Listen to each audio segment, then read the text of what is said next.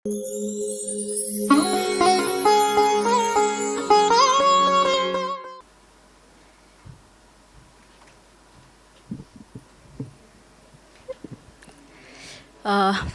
बहुत धन्यवाद मोहित बाबा।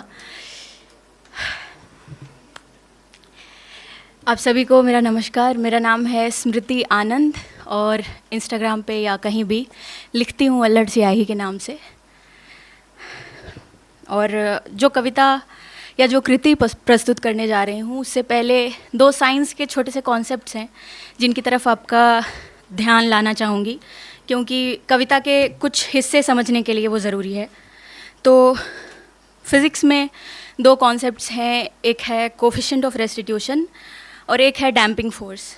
सो coefficient of restitution अगर कोई एग्जाम्पल से समझाती हूँ कि अगर कोई गेंद मैंने ज़मीन पे फेंकी, वो ज़मीन से जब कोलाइड होगी तो कितने हाइट से मैंने फेंकी उसके कंपैरिजन में कितनी हाइट तक वो रह जाएगी, उससे ऊपर तो कभी नहीं जाती। रियल केस में ऐसा होता नहीं है कि उसके ऊपर चली जाए, तो उसके नीचे कितनी हाइट तक जाएगी ये एक वैल्यू तय करती है, वो है कोफिशिएंट ऑफ रेस्टिट्यूशन। दूसरा कॉन्सेप्ट है डैम्पिंग फोर्स। वो अक्सर ऑसिलेशन के कॉन्सेप्ट्स में अप्लाई होता है। ऑसिलेशन के केसेस में मान लो कि यहाँ पे एक झूला है और मैंने उस झूले को ऐसे धक्का दिया, तो अब वो आइडियली क्या है कि उसका ऑसिलेशन का एम्पलीट्यूड जो है वो कम नहीं होता अगर वो डैम्पिंग फोर्स नहीं लगता तो वो एक रिस्टोरेटिव फोर्स है एक तरीके से। वो धीरे धीरे एम्पलीट्यूड को कम करके ज़ीरो पे ले आता है ऑलमोस्ट। तो बस ये दो कॉन्सेप्ट्स हैं। अब अपनी जो लिखनी है वो प्रस्तुत करना चाहूँगी।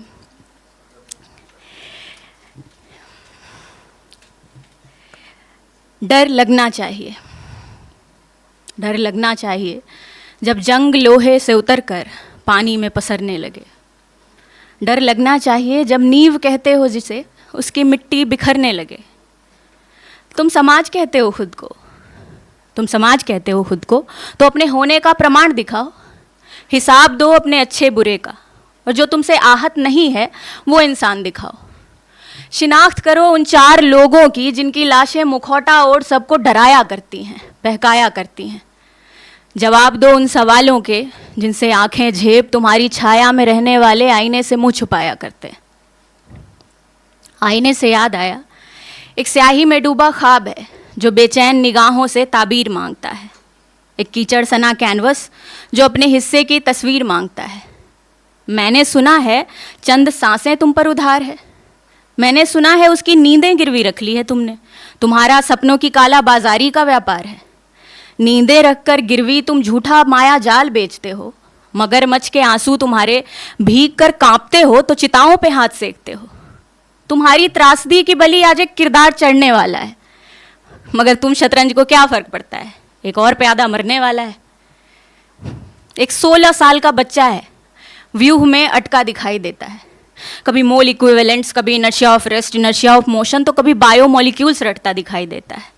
दिखती हैं उसकी आंखें एक इश्तिहार देख ललचती हुई। दिखती है उसकी जिद, उसकी कोशिश निरंतर, और सिरहाने बैठी नींद अलसती हुई।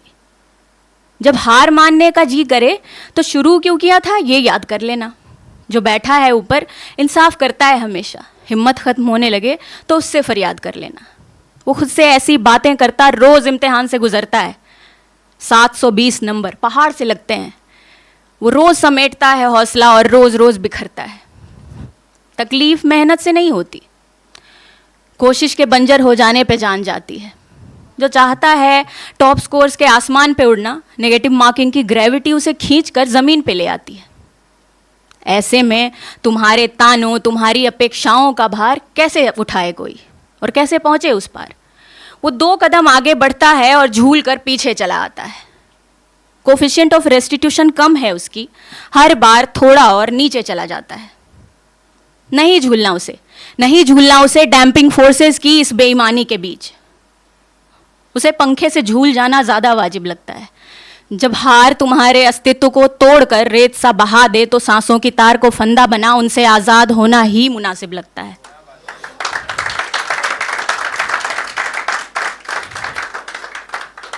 बहुत शुक्रिया।